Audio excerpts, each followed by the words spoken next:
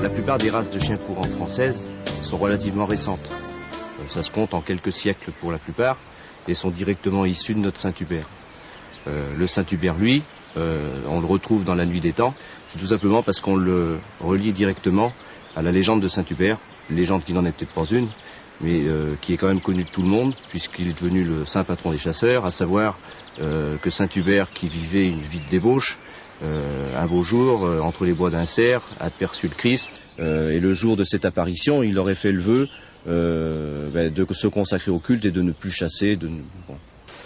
Où la légende s'arrête, c'est que, en réalité, effectivement, dans les Ardennes françaises, les moines de l'abbaye de Saint-Hubert élevaient des chiens. Ces chiens, ils ne les utilisaient pas comme des chiens de chasse, étant donné qu'ils vivaient dans la forêt des Ardennes, qui est une forêt dont on sait qu'elle est certainement la plus complexe d'Europe, qu'on s'y perd très facilement, qu'on y perd le sens de l'orientation. Ils se servaient de ces chiens pour faire de ce qu'on appellerait maintenant de la recherche humanitaire et rechercher les gens qui se perdaient dans la forêt. Et ces chiens étaient tellement prisés qu'ils en offraient régulièrement au moins 5 au roi de France tous les ans. Lesquels rois de France, eux-mêmes, faisant de l'élevage et chassant abondamment avec, en offraient à leurs meilleurs amis, de temps en temps les rois d'Angleterre, parce que c'est quand même arrivé. Ce qui fait que déjà à cette époque-là, nos chiens sont passés déjà outre-Manche. En Angleterre, le Saint-Hubert porte un autre nom, on l'appelle Bloodhound. Donc les rois de France chassaient avec nos Saint-Hubert, ce qui fait que on sait très bien que ce qu'aiment les rois, les gens qui aiment les rois l'aiment aussi, mais le jour où les rois n'ont plus été aimés, ce qu'ils aimaient n'a plus été aimé non plus. Ce qui fait que le Saint-Hubert, un beau jour, est passé de mode. Alors on lui a reproché tout un tas de choses. On lui a reproché de ne pas bien s'ameuter, on lui a reproché d'être trop lent, on lui a reproché tout un tas de choses. On a oublié qu'il avait une gorge superbe, qu'il avait un nez exceptionnel. Et les gens qui avaient quand même encore conscience de ça se sont arrangés pour le sauver. Alors les Anglais, on les a déjà cités, comme ils en avaient déjà beaucoup, ils les ont conservés, ils ont continué à chasser avec et à les élever. Les nobles protestants aussi, qui, après l'édit de Nantes, sont passés dans ce qu'est l'Allemagne actuellement. Ils ont su utiliser le nez exceptionnel de cette race pour déjà fabriquer un chien spécialisé dans la recherche du grand gibier blessé. Quand je dis un chien, c'est d'ailleurs 2 chiens, puisque le Saint-Hubert est à l'origine du rouge de Hanovre et du rouge de Bavière, qui sont les 2 seules races au monde à faire exclusivement de la recherche au sang. Donc, le Saint-Hubert a été exporté en Allemagne. Il est parti aussi aux États-Unis avec les colons. L'utilisation la plus particulière et peut-être la plus choquante aux yeux des gens qui en a été faite, où on l'a utilisé comme chien de police, notamment pour rechercher des gens qui s'évadaient de prison. Donc c'est vrai que là, on lui donnait un caractère un petit peu plus, dramatique, dans le sens que là, c'est plus de la recherche humanitaire, c'est bien de la recherche sur l'homme, mais uniquement pour le capturer. Donc en France, il n'y en avait pratiquement plus, et ça a duré comme ça quelques siècles, jusqu'il y a, on peut dire, une trentaine d'années, où, sur la base des quelques sujets qui restaient, un certain nombre d'éleveurs passionnés se sont remis à élever du Saint-Hubert en important des chiens, notamment des États-Unis, d'Angleterre bien évidemment, de tous les pays qui pouvaient disposer de souches, de bonnes souches. L'autre côté du Saint-Hubert qu'il faut bien connaître, c'est que paradoxalement, s'il avait disparu du sol français, il était quand même à la base de pratiquement toutes les races de chiens courants qu'on connaît. Certaines sont d'ailleurs très rapprochées au niveau physique. Il suffit de voir le faciès d'un bleu de Gascogne par exemple, ça se rapproche quand même énormément d'un Saint-Hubert. C'est vrai que la chasse aux chiens courants fait beaucoup partie de la culture du Sud et que nombre de races sont issues du Sud. Un des principaux utilisateurs du Saint-Hubert, c'est vraisemblablement Gaston Phébus. Grand chasseur, grand veneur, il a essayé toutes les recettes possibles et inimaginables. Il avait aussi beaucoup d'amis chasseurs qui n'étaient pas forcément dans le Sud. Et à partir de lui et de tous ses amis, même des chiens qui ne sont pas ressemblants en taille, comme les Basséhounds, sont issus du Saint-Hubert. Il nous dit dans son livre « De tout poil, il y a le chien courant, bon ou mauvais. Mais le plus connu est le noir tannelé. Le beau chien courant doit être grand et gros de corps et avoir de grosses narines et ouvertes et un long museau et de grosses lèvres pendant bien bas. Les yeux gros et rouges et noirs, le front et la tête gros et larges, les oreilles pendant bien bas, larges et épaisses. »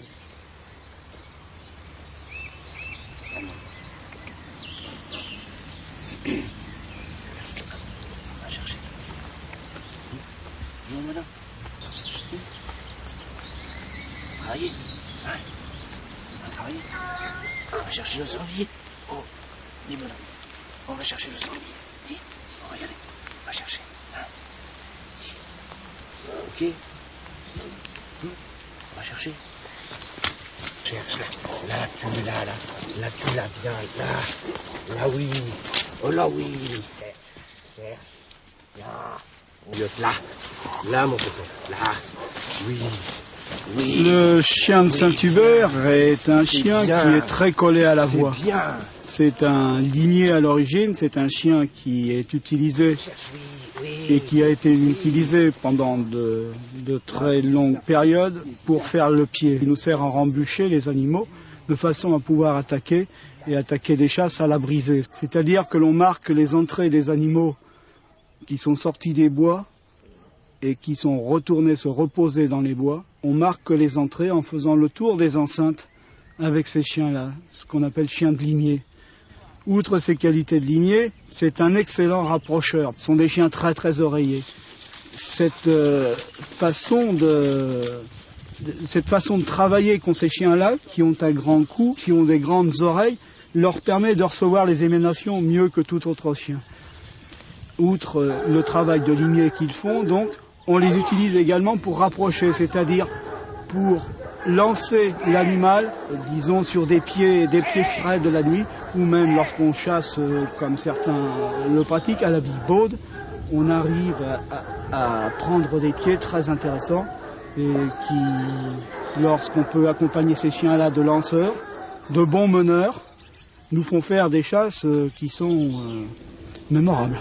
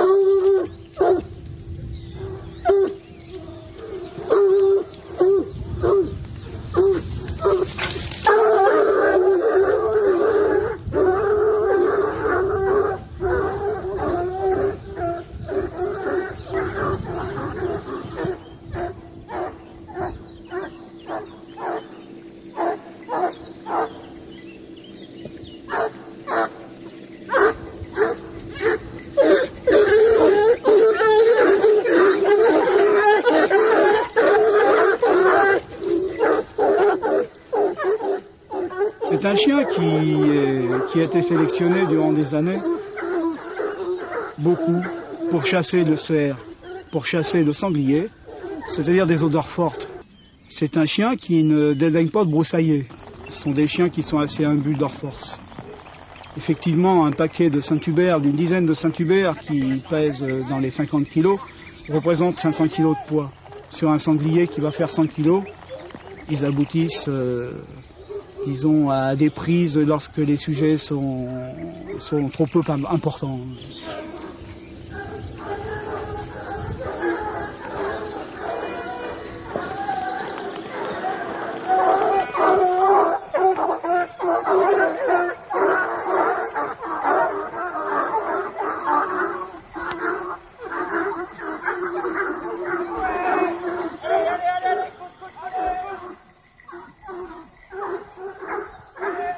Le fait de sa lenteur n'est pas forcément un handicap. La chasse étant de perpétuer ces races qui ont été créées dans des buts bien particuliers, c'est-à-dire de suivre des animaux en donnant de la voix et en courant.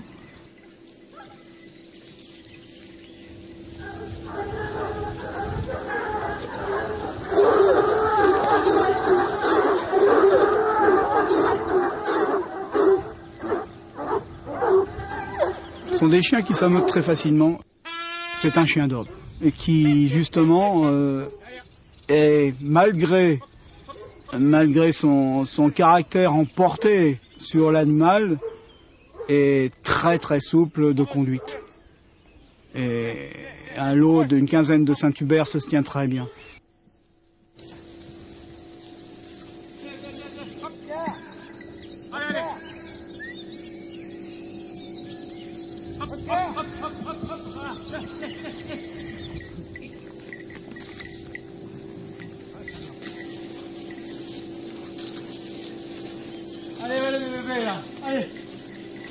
Allez, cool. Allez, allez.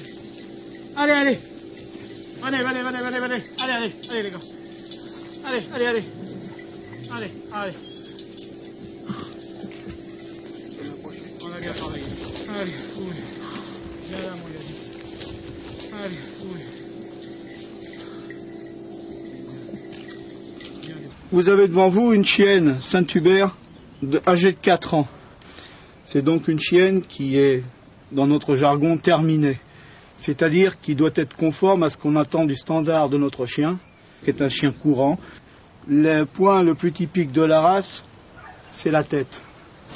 Cette tête qui est grande dans toutes les dimensions, hormis la largeur, vous remarquerez la tête est très très étroite par rapport à sa longueur, avec un stop assez peu marqué, comme la majorité de nos chiens courants, un léger busque sur le chanfrein, ce qui est un signe de qualité, des lignes de crâne qui doivent être parallèles au maximum, une bonne babine qui tombe d'au moins 5 cm.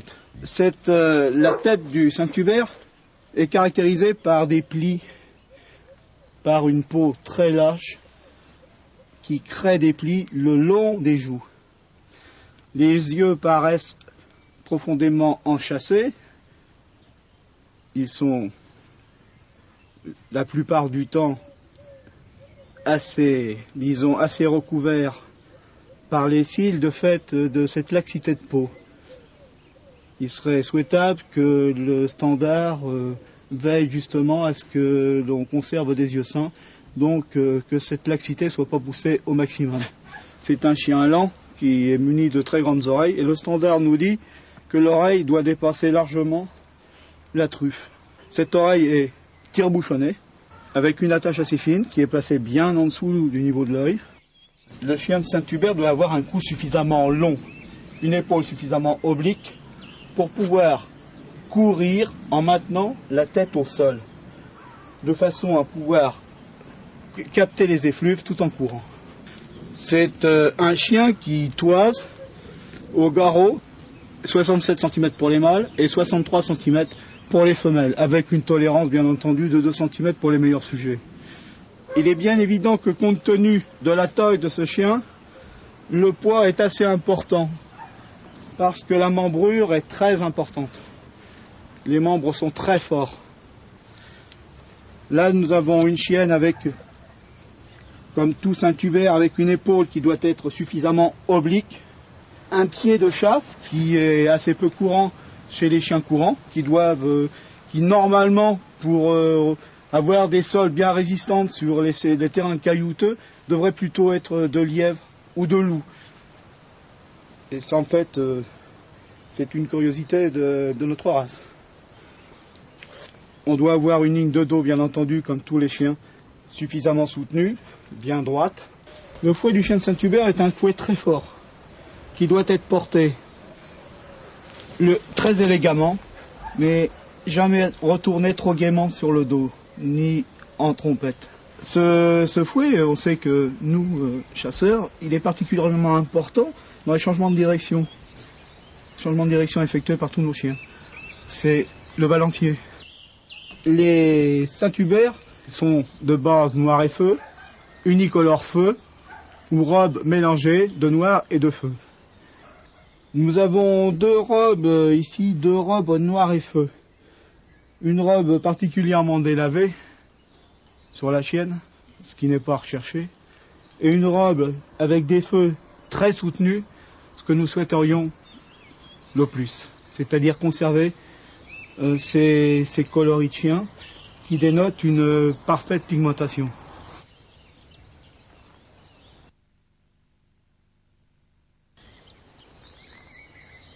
C'est un chien de fort gabarit, mais c'est un chien de fort caractère. Et c'est donc pour ça qu'il est à manipuler avec précaution. Notamment en ce qui concerne les mâles qui, bien sûr, de par leur physique, ont une affection qui est des fois un peu débordante, ou leur caractère de chien de meute, des fois, reprend le dessus dans une vie de famille. C'est un chien qui a besoin d'énormément d'exercice. Et l'exercice de base pour tout chien de chasse, à mon avis c'est la chasse. C'est un exercice où ils ont ils peuvent se donner pleinement, tandis que des chiens qui resteraient cloisonnés dans un espace trop confiné ne pourraient absolument pas y vivre et avec une garantie de caractère conciliable avec une vie de famille. Une babine pendante, c'est un chien qui bave.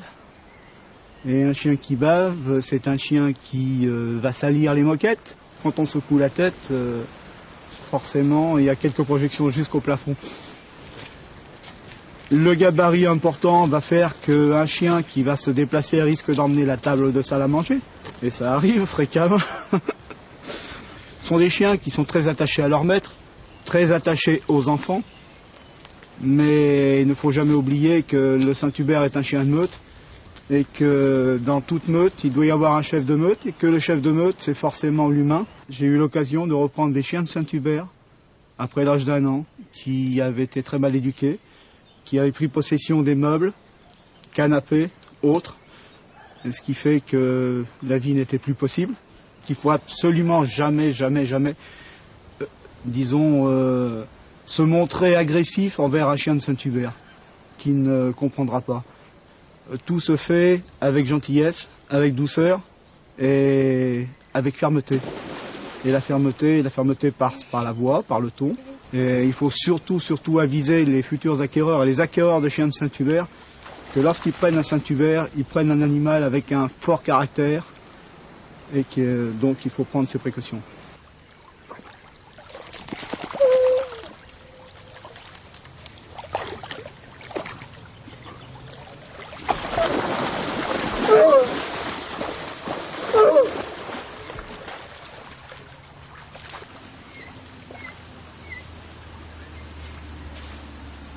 Comme vous le voyez, c'est un chien très massif, c'est un grand chien, ça fait partie des plus grandes races de chiens courants. Ce qui saute aux yeux tout de suite, c'est la peau, bien sûr. On a une peau qui est extrêmement flasque, des plis très importants, on a des oreilles qui tombent presque jusqu'à terre. Et de là découlent beaucoup des problèmes qu'on peut rencontrer sur le Blue Doom. La première chose et le premier problème rencontré, c'est la torsion d'estomac. C'est vraiment un des gros problèmes de cette race. On a d'autres problèmes rencontrés classiquement qui sont des problèmes de dysplasie. Quoique les efforts de sélection soient faits pour réduire ces problèmes de dysplasie, et on en rencontre beaucoup moins qu'avant, c'était quand même avant un chien qui était dans les premières races à présenter des problèmes de dysplasie. Maintenant, ça s'est beaucoup atténué. Deuxièmement, quand on parle plus de la torsion, on se rabat sur tous ces problèmes liés à la peau qui est très très importante. Et ces problèmes, ils se manifestent soit au niveau des oreilles qui sont énormes, soit beaucoup au niveau des yeux qui vont présenter des tas de problèmes, que ce soit externes, c'est-à-dire au niveau des paupières, donc qui vont présenter, vous voyez là un spécimen qui fait un peu de conjonctivite qui est classique. Et on a des problèmes d'entropion ou d'ectropion qui sont dus à ce que la paupière est trop grande et rentre dans l'œil, ou trop petite, mettant la conjonctive à nu et provoquant des conjonctivites. Conjonctivite qui peut aller jusqu'à provoquer des kératites et des cécités partielles. C'est un gros problème de ce chien. Okay.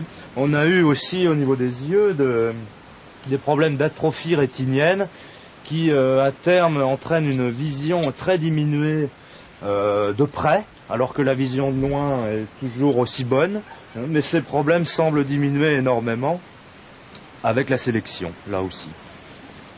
C'est un chien qui mange beaucoup et qui peut manger jusqu'à 3 kilos par jour sans problème, qui est très demandeur en graisse, qui peut travailler longtemps, très endurant. Donc effectivement, l'alimentation, c'est une part importante de l'animal. C'est quelque chose à ne pas négliger et ça mange beaucoup. Ces chiens, en fait, ont une croissance un peu comme les chevaux, c'est-à-dire que ça pousse de tous les côtés, une fois derrière, une fois devant. Ce qu'on voit souvent, c'est des chiens qui ont été mis au travail trop tôt. En fait, ce type de chien ne devrait travailler qu'à partir d'1 an et demi, 2 ans, quand la croissance est complètement finie. Et souvent, l'impatience des chasseurs ou de ceux qui veulent vraiment les faire travailler provoquent des problèmes. Bon, les blessures, elles sont les blessures classiques de la chasse au sanglier, hein. Hormis qu'avec ce pli de peau, on a des fois des estafilades qui peuvent faire 30 ou 50 cm de long, sans d'ailleurs que ça pose un gros problème de suture, hein. Ce sont des chiens très endurants, une fois de plus, je le répète. Et en général, on n'a pas trop de problèmes dans les chocs et les accidents de chasse. Il y a une particularité un peu sur ce type de chien, c'est que c'est un chien extrêmement rustique et qui va, pour m'exprimer simplement, cacher sa maladie. C'est un chien qui peut avoir beaucoup de fièvre, 40-41, pendant une semaine sans que le propriétaire s'en aperçoive s'il n'apprend pas. Il faudrait souvent pouvoir les soigner plus tôt qu'on ne le fait.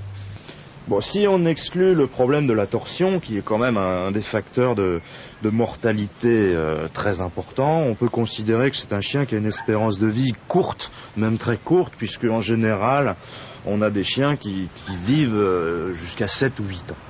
On peut mettre en garde les personnes qui veulent acquérir ce type de chien, parce qu'effectivement, il est très fréquent d'avoir une mortalité avec des chiens à peine adultes, autour de 2 ans. Visiblement, il y a des éleveurs qui sont passionnés par la chasse et qui ont fait de gros travaux pour améliorer les qualités de cette race, parce qu'il y a eu une dégénérescence due au travail sur la beauté. On est arrivé à des standards beaucoup trop grands, avec des plis de peau énormes, et ça n'a pas été en faveur de cette race.